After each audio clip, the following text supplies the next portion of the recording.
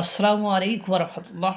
আপনারা জানেন আজকে ভারতের হাই কমিশনকে ঘেরাও করার জন্য মার্চ টু ভারতের হাই কমিশন ওইদিকে যাত্রা করেছিল শত শত আপনার কর্মী নিয়ে, ডাকসুর জোবায়ের এবং ডাকসুর আরও কিছু সদস্যরা বা ঢাকা বিশ্ববিদ্যালয়ের কিছু সদস্যরা। তা এভাবে করে মনে করেন যদি পুলিশ তাদেরকে রাস্তায় বাধা না দিত তাহলে মনে করেন তারা হাই কমিশনে যাইতো, সেখানে ভাঙচুর করতো, এটাই তো। তাছাড়া এর বাইরে তো আর কিছু করতে পারতো না। পুলিশ বাধা দিবে এটা জানা কথা, এখানে অজানা কোনো কিছু নেই। পুলিশ যদি ব্যর্থ হতো তাহলে সেখানে সেনাবাহিনী আসতো, তাদের উপর লাঠিচার্জ করতো, উত্তম মাধ্যম দিত, এটাই স্বাভাবিক। এবং হাসনাত আবদুল্লাহদেরকে যে পররাষ্ট্র উপদেষ্টা পাত্তাই দেয়নি, কিন্তু অবান্তর, এগুলো অবান্তর কথাবার্তা। যে তারা যে বক্তব্য দিয়েছে তারা কোনো সরকারের অংশ নয়। সরকার বা দেশের পক্ষ থেকে হলে পররাষ্ট্র উপদেষ্টা বলছে আমি দিতাম, নতুবা সরকারের সর্বোচ্চ অফিস থেকে আসতো। এটা অবান্তর, এর কথা পাত্তা না দেওয়াই উচিত, মানে এরকম বলছে। কিন্তু ভারতের হাই কমিশন ঘেরাও করতে গিয়েছে এবং প্রত্যেকটি টিভি চ্যানেল, টিভি মিডিয়া এটা প্রচার করছে, পুরো বিশ্বের মানুষ এটা দেখছে। তার মানে রাজনৈতিক যে একটা অস্থিতিশীলতা এবং এদেশে যার যা খুশি তাই যে করছে, এবং ভারতের মতো বৃহৎ একটি গণতান্ত্রিক রাষ্ট্র তাদের হাইকমিশনকে তলব করেছিল, সেখানে তারা গিয়েছে, যেসব প্রশ্ন করেছে বা যেসব অভিযোগ নিয়েছে সেসব যথোপযুক্ত জবাব দিয়েছে। আজকে আবার বাংলাদেশের হাইকমিশনকে ভারতে ডেকে পাঠিয়েছে, তাকে সতর্ক করেছে।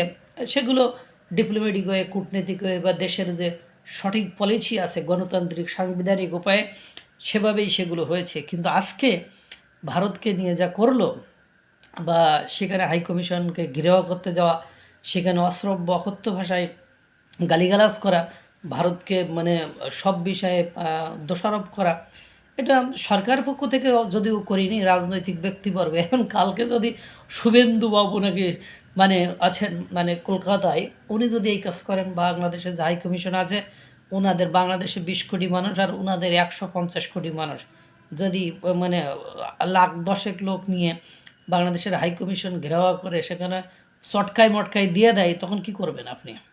আপনাদের ভারতের হাই কমিশন ঘেরাও করতে 200, 500, 700 লোক গিয়েছে, এখন ওই যদি করে আপনি কি করবেন? এটা আমার কাছে খুব বেশি পজিটিভ বা আমার কাছে সুখকর মনে হয়নি। আর এটা কোনো আইনগত উপায় বা পদ্ধতি হতে পারে না। এটা আমার মনে হয় প্রত্যেক দিন আজকে স্বরাষ্ট্র উপদেষ্টার কার্যালয় ঘেরা, মন্ত্রণালয় ঘেরা, আজকে পররাষ্ট্র উপদেষ্টা, মানে দেশকে কারা অস্থির করেছে? ডক্টর ইউনূস কি বুঝতে পারছেন না? না বুঝেও অবুঝের মতো ভূমিকায় আছেন?